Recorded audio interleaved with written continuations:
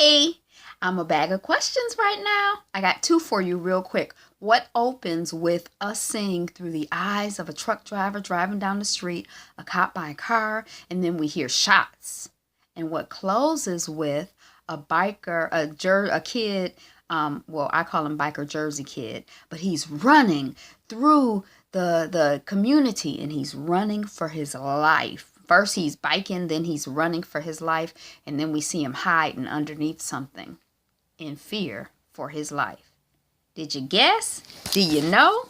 It's Shots Fired. And it's on Fox. Shots Fired on Fox. Hey, my little system is breaking down. All right, here we go. So Shots Fired on Fox.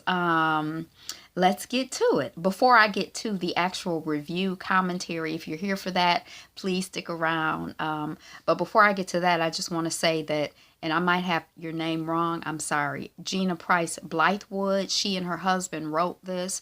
I think that she was the director of at least this episode. It looked like there were a couple of other women, a couple of other black folks who directed some other episodes. This is called Pilot. It is the pilot, but they did get 10 shows. So we're going to see 10 of them. And we got on the poster, we got Sanaa Lathan as a lead. And then we have a young black guy. I'm not really familiar with him or his work, but he's cute.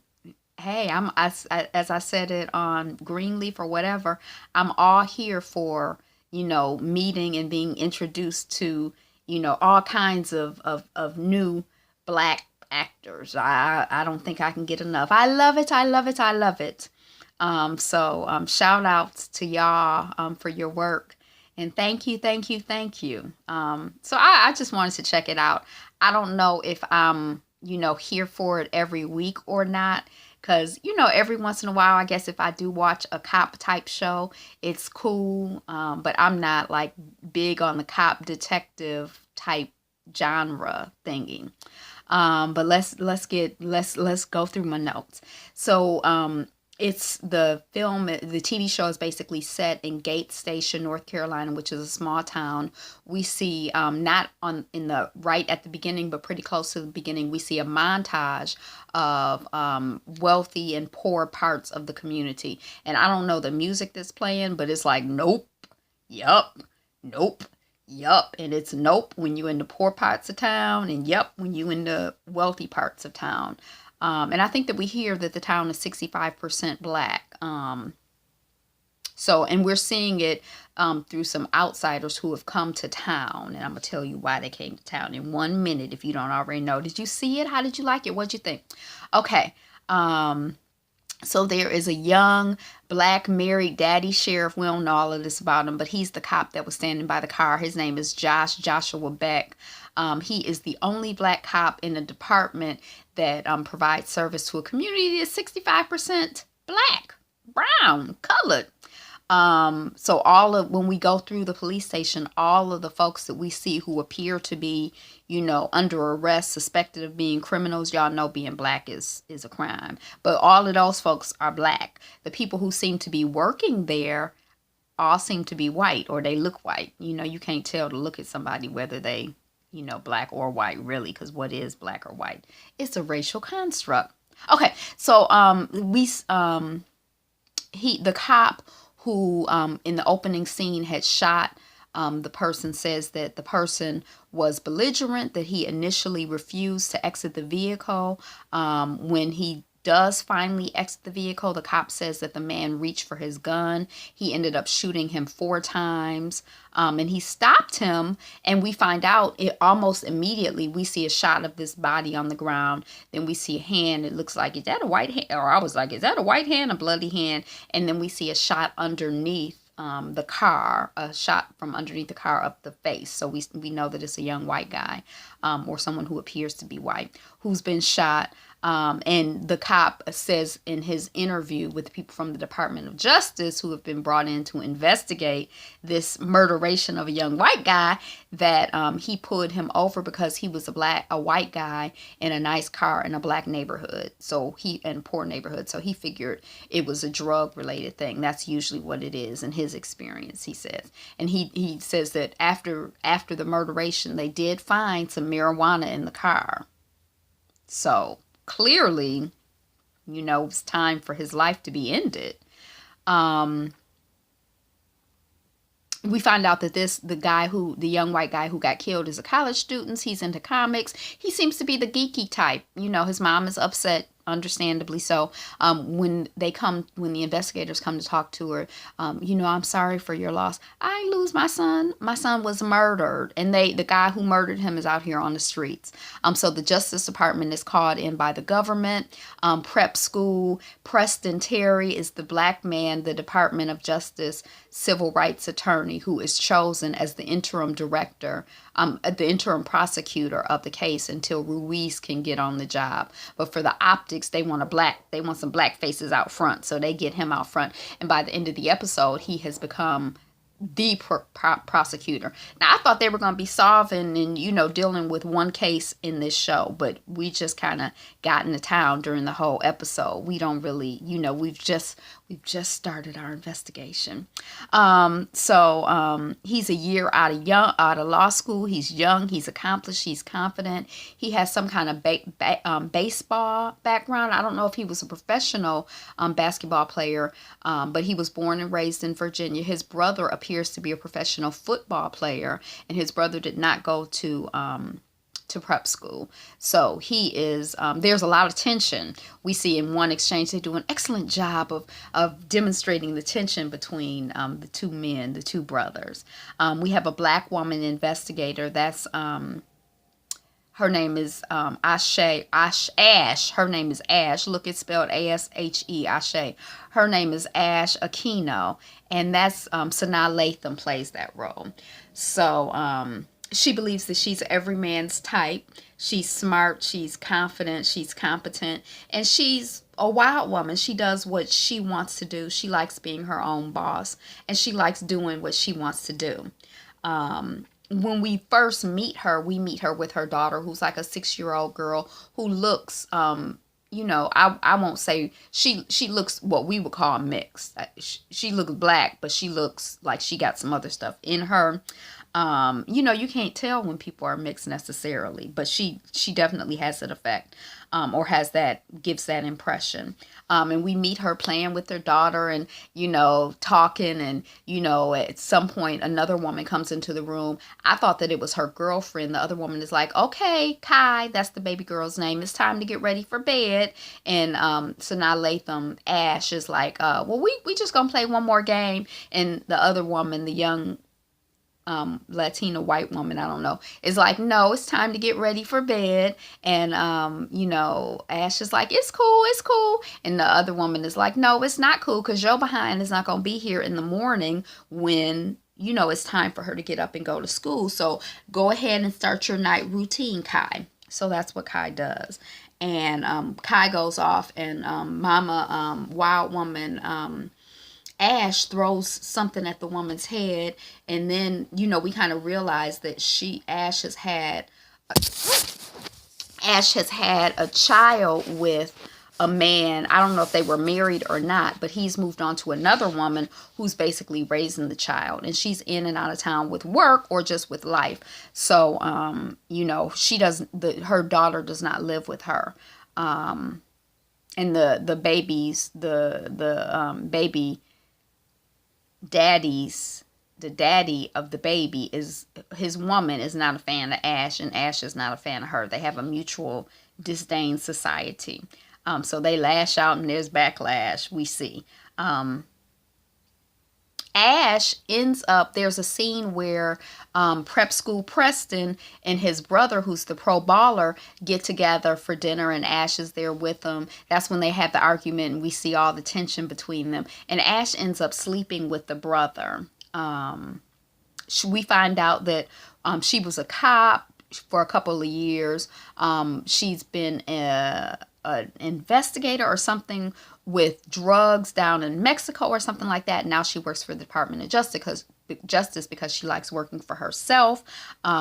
She had promised her daughter when she was leaving, that night, okay, go ahead and get ready for school. We're going to FaceTime in the morning. We're going to FaceTime every night. I got to go away for work, but we're going to stay in touch. We're still connected. So, but when she goes to FaceTime the daughter, we see one time when she reaches out and there's no answer. And the baby girl is about, 6 years old. So we know that she ain't controlling the phone. The two adults in the house are not trying to support that ongoing relationship, at least at the moment. And later on, Ash gets served. She's at the bar or at choir practice with the cops, and she gets served. The father of Kai wants full custody of Kai. So she's devastated. That's the only thing in her life that makes sense, and she is, when she was with the guy after she threw the vase or whatever at his woman, she's like, you want me. Does she know what you really want? Does she know what you really like? She told the other guy, I figured you was gay. Well, why you think I was gay? Prep school Preston. I figured you was gay because I didn't get no vibration from you. Well, no, maybe you're not my type. Oh, I'm every guy's type. And then when she's with the football player, he says something. She said, oh, you gonna say that in front of a cop? He said, well, you're too pretty to be a cop. And she said, well, you too pretty to be a football player. And he like, well, all right then. And then at one point he's like, well, I like you, but I don't want to sleep with you. She's like, well, why don't you want to sleep with me? He's like, because I want to respect you. I think that if I sleep with you, I'm not gonna respect you. And she like, well, maybe I don't want respect. I mean, I like the development of the character. I think does a good job of conveying. I'm just calling her wild. Because there's a lot of different dynamics going on. But anyway, okay. So that's a little bit about that. We meet a young black biker in a jersey. I'm calling him a biker, but he's not like on a motorcycle bike. He's on like a pedal bike. And he's a young guy. He has on a jersey.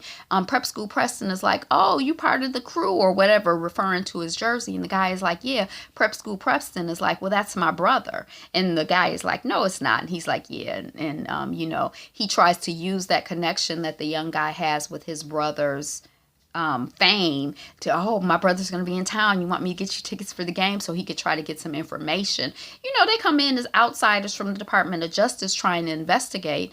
And, it's difficult for people to know them, trust them, give them information, don't really know what their agenda is, don't really know nothing about them. So, he trying to use everything that he can. But we meet the little biker jersey guy. I don't know what his name is, but he connects the people in the Justice Department with Miss Campbell in the houses. Number 308. He they not really. Did you see anything? No, I didn't see anything. You know anything? No, I don't know anything. Y'all looking for videos? Yeah, we looking for videos. This is the community. A couple people in the community talking. Oh, cool. I got the new King Kong. It ain't even out yet. And just they ain't trying to. But anyway, this little boy does tell Prep School Preston that he's not asking the right questions. He needs to talk to Mrs. Campbell in the houses at in unit 308.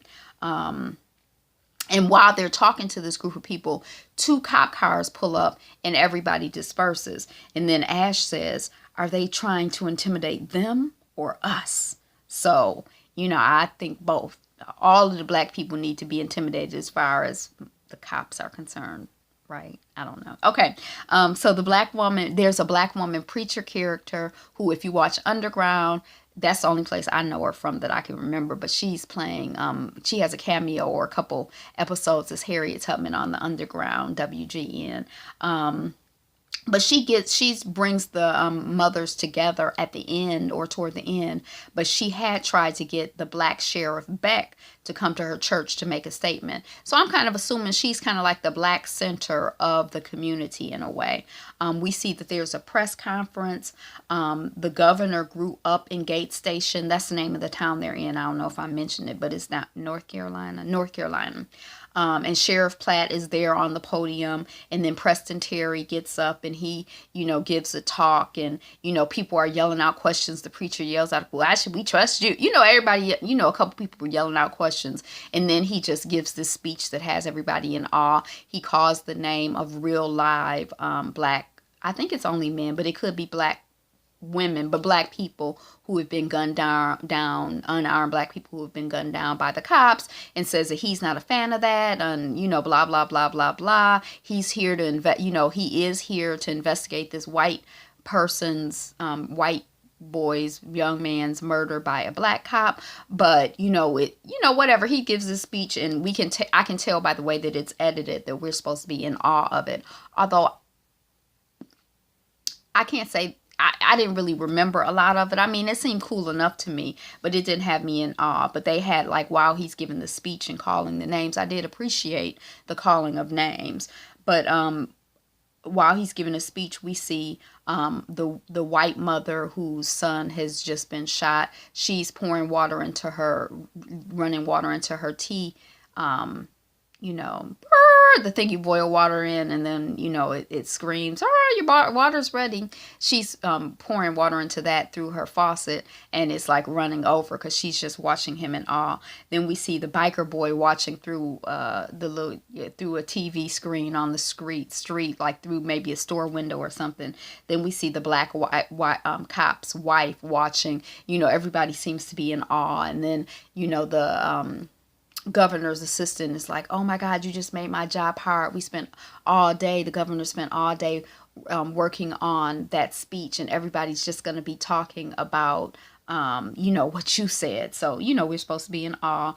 Preston gets jumped. He tries to go down, back down to hook up with the biker guy to, comes out of his suit and puts on his, casual clothes, and tries to talks to the biker boy. That's how he gets the lead about the houses and Mrs. Campbell. And he ends up getting jumped. That's the first night that they're there. So he goes over to the houses in a community he don't know at night. He gets jumped. He gets, beat up. I'm surprised he didn't get robbed. I mean, I don't know. I guess the people were just beating him up to try to keep him from getting to the information. I don't know if that's supposed to be, because they just went the next day and got the information. So I don't know. Maybe they were trying to intimidate him. But when Miss Ash sees him, she's like, "What happened to you?" He tells her what happened. She's like, "You're not going to let me do my job? And, come on, let's go." And he like, "Well, no, we can't go. I got beat up." She like, "I got a gun." So prep school Preston, Ash, and her gun go back. They talk to the woman, Mrs. Campbell. We find out that her son had been murdered had been killed. The cops had come by her house, unsympathetically told her, "Your son is dead." They didn't apologize. They wasn't sorry for her loss, even though and they came in and looked through his stuff in the house and said they found marijuana in his stuff, and that she needs to shut up and not say anything to anybody, not talk to anybody. She could be accused of get in trouble for having the marijuana in the house. She could get in trouble and lose her son. There are a couple of shots of her son, there. He appears to be 14, 15. And I think that the son who was murdered was about 16, 17. So, these are relatively young people. And neighborhood folks are saying that the cops were involved with this shooting. Ash, I've talked about that earlier. She comes out, the cops are leaving work, and she like, "Oh, where y'all going, to choir practice?" And they're like, "What you know about choir practice?" She's like, "I'm treating," she trying to bond, do the cop thing, connect with them. When she sits down with them, she's like, "Well, where are the women?" And they like, "What, you looking for women?" She's like, "No," because she's a wild woman. But there are no women. It's like a boys club. It's a white boys club. We don't know what the story is with this black cop that's part of this situation. Is he just a token? Well, I don't know what the deal is with him. But they do mention, she like, "What's the deal with the houses?"